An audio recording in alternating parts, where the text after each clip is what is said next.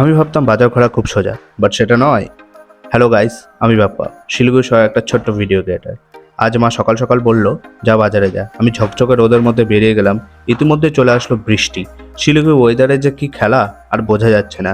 শিলিগুড়িবাসী অবশ্যই কমেন্ট করে বলো। তো এই বাজার এলাকা তো জানোই, এই কাদা চ্যাপচ্যাপে হয়ে থাকে এই বর্ষার দিনে। তো চলে আসলাম কষ্টমষ্ট করে বাজারে। এসে দেখতে থাকলাম, ঘুরতে থাকলাম, কী কী নেবো সব ভাবলাম। আর এই বন্ধুর সঙ্গে দেখা হয়ে গেছিলো, তারপর নিয়ে নিলাম একটু করে পেঁয়াজ, বেগুন, তারপর রসুন আর পেঁপে। আর লাস্টে দেখতে পেলাম এই কাকাকে বকফুল বিক্রি করছিল, তো কাকুর থেকে বকফুল কিনে নিলাম। দেন দেখতে পেলাম এই লটকা লটকা চলে আসছে, কারণ রথের মেলা চলে আসছে গাইস।